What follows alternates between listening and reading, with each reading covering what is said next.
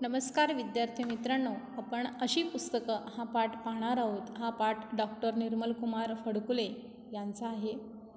अशी पुस्तकं म्हणजे काय नेमकं, पुस्तकातून काय मिळतं किंवा पुस्तकं जीवनाची प्रेरणा देणारे एक आधार वड कसा निर्माण होतो किंवा कसा आहे याचं संपूर्ण माहिती आपण ह्या पाठात पाहणार आहोत.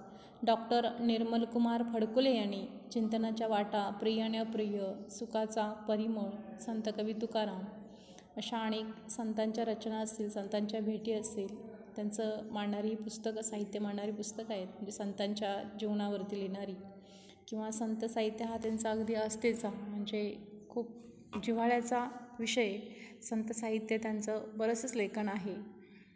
यानंतर अशी पुस्तकं म्हणजे आता संत साहित्य असेल किंवा कथा कादंबरी साहित्य असेल, आधुनिक साहित्य असेल, पौराणिक साहित्य असेल, तर या सगळ्याच पुस्तकातून आपल्याला काय जीवनात मिळत राहतं. तर जडणघडणीमध्ये मुख्य भूमिका असते ती पुस्तकांची असते.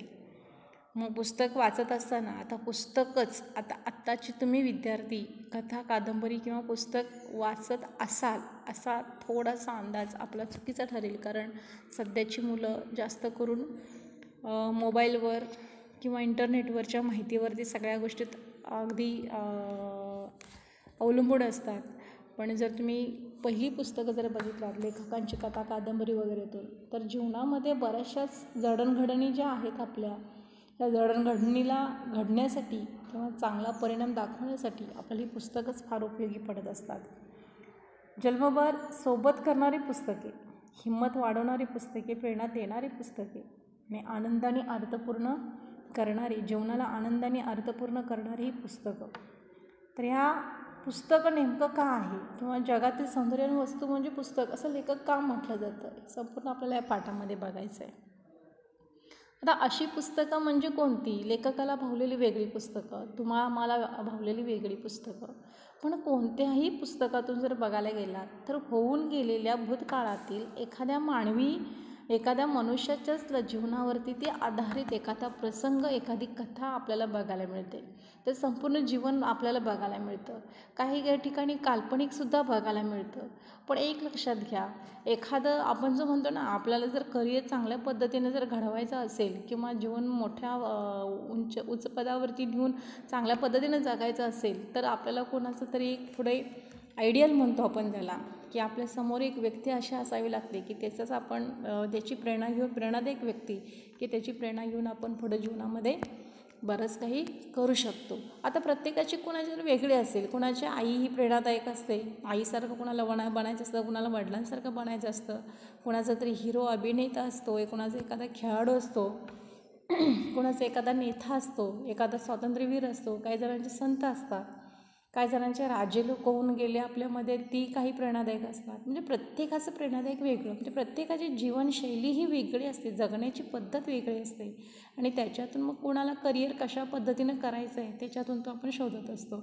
आता खेळामध्ये जर बघितलं तर कोणाला क्रिकेटर व्हायचं असेल तर कोणाचं सचिन प्रेरणादायक असेल, कबड्डीमध्ये वेगळं असेल, खो खोमध्ये वेगळा असेल किंवा तुमचा फुटबॉलमध्ये वेगळा असेल. म्हणजे प्रत्येक खेळ वेगळे वेगळे आहेत आणि ती प्रत्येक खेळामध्ये प्रत्येकाला काय असेल, आवड निर्माण असेल.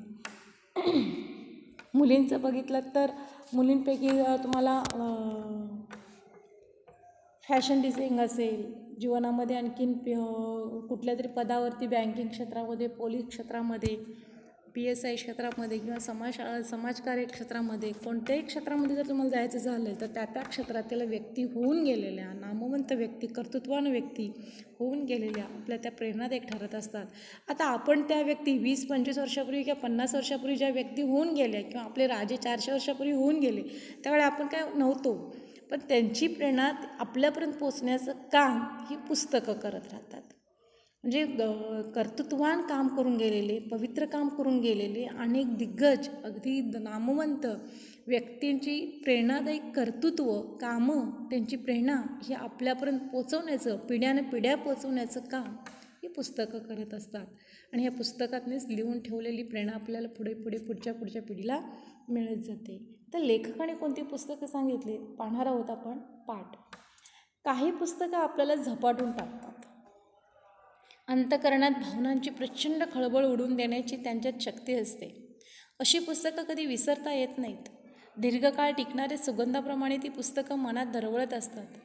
उत्तम साहित्यकृतीचं वाचन करत राहणं यासारखं दुसरं उत्तेजक आणि आनंददायक काही असेल का? मॅकबेथ आणि किंग लिअर या नाटकातील काही संवाद इतके काव्यात्मक, इतके अर्थगर्भ आणि इतके भावस्पर्श आहेत की प्रत्येक वाचनाच्या वेळी अधिक उत्कटता अनुभूती देत राहतात. अशा वाचनाची नशा औरच असते. सुखाविषयाच्या माझ्या कल्पनेतून पुस्तकं वगळली तर सारं सुख संपुष्टात आलं असं म्हणावं लागेल. जवळचे मित्र दुरावतात.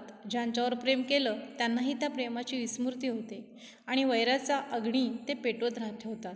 हातात आलेला पैसा कसा आणि केव्हा नाहीसा होतो ते कळतही नाही. पण पैसा आणि माणसं यांच्याप्रमाणे पुस्तक कधीच विश्वासघातकी असत नाही. त्यांना स्पर्श करण्याचा अवकाश भावनांनी आणि विचारांनी ओसरणारं आपलं अंतःकरण ते उघड करतात. माझ्या अंतरंगात थोर लेखकांनी साठवलेले हे भांडार तुझंच आहे, जे आवडेल ते खुशाल घेऊन जा, असंच जणू पुस्तक आपल्याला सांगत असतं. पुस्तकावर आत्यंतिक प्रेम करणारी माणसं मी पाहिली आहेत. आपल्या कपाटात जीवापाड जपून ठेवलेले पुस्तकं दुसऱ्याला देताना ते अगदी व्याकुळ झालेली असतात. आता काही पुस्तकं म्हणजे लेखकांना जे अनुभव आले ते लेखक इथं मांडण्याचा प्रयत्न केला आहे की काही पुस्तकं इतकी भावनांची प्रचंड खळबळ उडवून देतात. म्हणजे कथा कादंबरी असेल किंवा कोणाच्या जीवनातील प्रसंग असेल तर ते कोणावर अन्याय होत असेल, कोणावरती कर्माचं फळ त्यांना वाईट असेल किंवा वाईट कर्माचं वाईट फळ किंवा चांगल्या माणसांना न्याय मिळत नसेल किंवा एखाद्यावरती खरंच त्याचं जीवन पूर्ण दुःखदायक असेल, मग ती मुलीची कहाणी असेल, मुलग्याची कहाणी असेल, म्हाताऱ्यावृद्ध माणसांची कहाणी असेल, तर त्याच्यामध्ये इतकी काही काही पुस्तकं असतात की प्रचंड म्हणजे आपल्या भावनांचा कल्लोळ उडून देतात.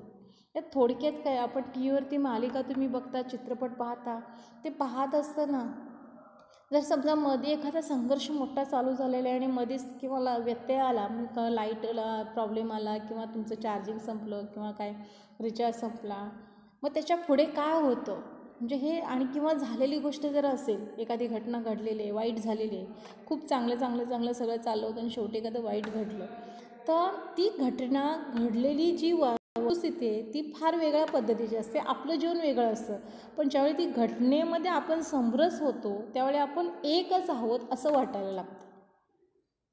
छत्रपतींचा एखादा प्रसंग, युद्धाचा प्रसंग आपण ज्यावेळी वाचायला लागतो होऊन गेलेला, तर त्यावेळी आपल्याला थोडंसं कुठंतरी वाटतं, अरे आपण तिथं असतो तर आपण पण किती काय केलं असतं. आपण राजांच्या ज्या काळामध्ये असतो तर आपणही स्वराज्यासाठी भरपूर मेहनत घेतली असती. म्हणजे ज्यावेळी तुम्ही एखादा प्रसंग, एखादा ऐतिहासिक कथा वाचता त्यावेळी मात्र तुम्हाला तिथं तुम्ही असायला हवं, मी का नाही तिथं, म्हणजे तुमच्या भावना अगदी अनावर होत राहतात. म्हणजे अशीही काही पुस्तकं असतात. तर काही उत्तम साहित्यकृतीचं वाचन करत राहण्यासारखं दुसरं उत्तेजक आणि आनंददायक म्हणजे लेखक काय सांगत आहेत की मॅकबेथ आणि लिअर नाटकातील म्हणजे काही नाटकं ही असे आहेत, मला वाटते पु ल देशपांडेंचे असतील किंवा कानेटकरांची नाटक असेल, शेक्सपिअरची नाटकं असतील, तर ती नाटकं पण लाईव्हमध्ये दाखवली जातात, पात्रांच्या भूमिका दाखवल्या जातात, तर त्या पण इतका हृदयस्पर्शी असतात की एक वाक्य असेल, एखादा शब्द असेल, तो जिव्हारी लागणारा, एका शब्दातून भांडा अगदी अफाट असा अर्थ निघणारा असेल किंवा काव्य एखादं असेल, एखादी म्हण असेल, म्हणजे शब्दफेक असेल, ती शब्दशैली असेल, तर इतकी अर्थगर्भ असते आणि इतके भावस्पर्श असतात की त्यावेळी इतकी उत्कटता वाटत जाते की ती वाचण्याची जी नशा असतात लेखक म्हणतात ती खूप वेगळी असते. लेखक सांगतायत की सुख म्हणजे काय, तर ते सगळ्यात मोठं जवळचं कोण असेल तर ते पुस्तक असतं. दुसरं असं सांगितलं आहे की जवळचे मित्र दुरावतात, ज्यांच्यावर प्रेम केलं त्यांनाही त्या प्रेमाची विस्मृती होते आणि वैराचा अग्नी ते पेटवत राहतात. म्हणजे माणुसकीमध्ये किंवा माणसामध्ये मैत्रीचं नातं ठेवलात किंवा तुम्ही जीवापाड अगदी एखाद्यावर प्रेम केलात, म्हणजे मग आई मुलावर करेल, प्रियसी प्रियकावरती करेल, पती पत्नीचं असेल, भावा बहिणींचं प्रेम असेल किंवा किती जवळचे तुम्ही अगदी माझा जिवलग मित्र म्हणालात की आम्ही एका ताटात जेवतो, आम्ही एका ताटाने अगदी फिरतो वगैरे किंवा आम्ही खूप वर्षाचे मित्र आहोत, पण हे कुठं नाही कुठंतरी मध्ये व्यवहार आला किंवा काही माणसाच्या काही संघर्षमय गोष्टी आल्या की कुठंतरी हे थांबवलं जातं आणि मग तिथं कधी वैर निर्माण होतं, कधी प्रेम कमी होतं, कधी पैशासाठी काही पद्धतीनं व्यवहार आला, पैसा आला की तिथं सगळ्याच आपल्या नातीगोती गुंतून अगदी भावनावश म्हणण्यापेक्षा तिथं वेगळ्या पद्धतीनं बघितलं जातं. पण ही पुस्तकं अशी असतात की पुस्तकांना कुठे व्यवहार करावा लागत नाही. पुस्तकांमधलं जे ज्ञान आहे ते तुम्हाला भरभरून देण्याचा प्रयत्न करतात आणि कायम तुमच्यासोबत राहतात. असं नाही की मी एकदा मित्राला बोललो, वाईट बोललो की तिथं नातं तुटलं नातं की ते पुन्हा जसं कासेला तडा गेला आणि नंतर आपण किती जरी त्याला चिकटवण्याचा प्रयत्न केला तो तडा गेलेला दिसतो. तशा पद्धतीची ही नातीगोती असतात. किती जीवलग बोललात आणि कुठं तर एखादा शब्द वाईट गेला तर तो काय होतो, तडा जातो. तसं पुस्तकाचं नाही. तुम्हाला नाही आवडलं, पुस्तक गुंडवून ठेवलात, पुन्हा वाचावाचं असं वाटलं तर पुन्हा जातात. म्हणजे पुस्तकं तुमच्यासाठी सदर काय असतात ते कायम देण्याच्याच ह्याच्यामध्ये प्रयत्नात असतात. मग जे पुस्तकासारखं माणसांसारखं ते विश्वासघाती असू शकत नाही. लेखक सांगत आहेत काही जण तर आपली पुस्तकं म्हणजे पुस्तकावर इतकं जीवापाड प्रेम करणारे असतात की ती कपाटामध्ये अगदी दागिन्यानी कपडे जसं जपून ठेवलं जातं मौल्यवान गोष्टी, तशा पद्धतीची पुस्तकावरती पण प्रेम करणारी बरीच लोकं मात्र आढळून येतात. पुस्तक मात्र सतत तुम्हाला जे तुम्हाला हवं आहे त्यातलं कोणतंही हवं आहे ते तुमचं तुम्ही घ्या. ते कुठलंही तुम्हाला उपदेश करत नाही. जे त्याच्यामध्ये लिहिले ते तुमच्यापर्यंत सतत येण्याचा ते प्रयत्न करत राहतं. तुम्हाला त्यातली कोणती गोष्ट आवडेल ती घ्या, जी नको आहे ती टाकून द्या, नको आहे तेही घ्या. जे जसं तुम्ही स्वतंत्र तुमच्या मालकीचं जसं हवं आहे तसं माझा वापर करून घ्या अशी म्हणणारी, तुमच्यासाठीच हजर असणारी ही पुस्तकांची देवाण असते. एकदा एका ग्रंथप्रेमी वाचकाकडून 2 दिवसासाठी एक पुस्तक मी वाचायला आणलं होतं. ते देताना तो ग्रंथप्रेमी मला काकुळतीनं सांगत होता, अतिशय काळजीपूर्वक वापरा, दुसऱ्याच्या हाती देऊ नका, पुस्तकाची पानं मुडकू नका, कोणताही मजकूर पेन्सिलनं किंवा शाईनं अधोरेखित करू नका, वरचं कवर काढू नका, तिसऱ्या दिवशी कटाक्षानं मला पुस्तक परत करा. त्या सूचना मला अपमानकारक वाटल्या नाहीत. हातात पडलेल्या कोणत्याही पुस्तकाशी निर्दयचा आळा करणारे अनेक पुस्तक शत्रू मी पाहिले आहेत. त्यांच्या हिशेबी छापलेलं एक चोपडं म्हणजे पुस्तक. त्याला कसलं महत्त्व द्यायचं? पुस्तकाचा उपयोग तरी किती? भूक लागल्यावर ते शिजवून थोडंच खाता येतं. वेडे लोक वाङ्मयात अनेक रस असतात असं म्हणतात. तहान लागल्यावर तुमच्या कालिदासाच्या शाकुंतलातील रस पिणं शक्य आहे का? फार तर एकदा वाचावं किंवा चाळावं आणि मग येईल त्या भावना खुणकून टाकावं. ही विचारसरणी अनेकांची असते, पण त्या पुस्तकप्रेमीने मला ज्या अटी घातल्या होत्या त्या खरोखरच अत्यंत संयुक्तिक होत्या. लेखक एक उदाहरण देते. पुस्तकप्रेमी लोक असे असतात की आपल्या जीवापेक्षाही, आपल्या नात्यागोत्यापेक्षाही, आपल्या मित्रांपेक्षाही, आपल्या मौल्यवान गोष्टीपेक्षाही पुस्तकाला जपत असतात. ते स्वतःही वाचतात. त्यांचं एक दुसरं असं असतं, जे ज्ञान या पुस्तकातून मी घेतलं ते अनेकांनी घ्यावं. पण दुसऱ्यांना पुस्तक देताना मात्र ते काय करतात, बरोबर उपदेश करतात, सूचना सांगतात की पाणी चाळू नका, पाणी दुमडू नका, उलटं पुस्तक करू नका, पेन्सिल पेनानं टिकमार करू नका, अधोरेखित करू नका. म्हणजे पुस्तक जसं आहे किंवा निर्दय चाळा, म्हणजे वेगळ्या पद्धतीचं नुसतं वर असं उलटं सुलटं चाळलं, उलटं सुलटं ठेवलं वगैरे. कारण काही जणांना झोपून वाचायची सवय असते, मग ती पानं उलटी सुलटी होतात, झोपेत तसंच ते पुस्तक खाली पडतं, ते अंगाखाली पडतं, मग ते पानं निसटतात. म्हणजे हे असं बाकीच्या हेळसाण जो म्हणतो ते पुस्तकाचं न करता अगदी व्यवस्थित वाचा. त्याच्यावरती कोणताही काळा डाग पडू नये किंवा पुस्तक कोणत्याही प्रकारे खराब होऊ नये याची दक्षता घ्या. लेखक सांगतात की हे देत असताना मला अपमानकारक नाही वाटलं, कारण स्वतःची वस्तू दुसऱ्याला देतो त्यावेळी अगदी मनाने देत राहतो. मग ती पुस्तक देताना वस्तू जर सूचना दिल्या की समोरच्याला ते काय अपमानकारक वाटत असतं, पण लेखक म्हणतात मला अपमानकारक नाही वाटलं, कारण त्याला सगळ्यात वस्तू गोष्टी मौल्यवान कुठले पुस्तक आहेत. काही असंही म्हणतात की पुस्तकाचं एक छापलं की ते एक चोपडं म्हणजे एक पुस्तक, त्यात कसलं काय महत्त्वाचं वगैरे, पण पुस्तकाचा उपयोग किती. भूक लागल्या तर शिजून थोडंच खाता येतं. अनेक रस असतात, म्हणजे 9 रस जे आपण बघितले, लोभ रस असेल, क्रोध रस असेल वगैरे, तर अद्भुत रस, भयानक रस, शांत रस, हे सगळे 9 रस आहेत. हे रसाचं तुम्हाला त्याच्यामध्ये संघर्षाच्या संवादामध्ये दिसून येतात. पण हे भूक लागल्यावर काय पुस्तक आपली भूक भागवत नाही आहे, तर ते रस पण पिता येत नाही आहे. मग काय सांगितलं आहे की एकदा वाचायचं आणि फेकून द्यायचं, एवढंच त्या काही जणांनी काय केलेलं असतं, ठरवलेलं असतं. पण त्या पुस्तकप्रेमीने मला त्यांच्या ज्या अटी घातल्या त्या अटी त्यांना अपमानकारक नाही वाटल्या, कारण त्यांनी उलटा अर्थ घेतलेला नाही. कारण एक जण काय म्हणते, हां हे पुस्तकच आहे, ह्या पुस्तकात काय एवढं, एकदा वाचलं की संपलं, न वाचतासुद्धा मला तू स्टोरी सांगितलीस तरी होऊन जातं.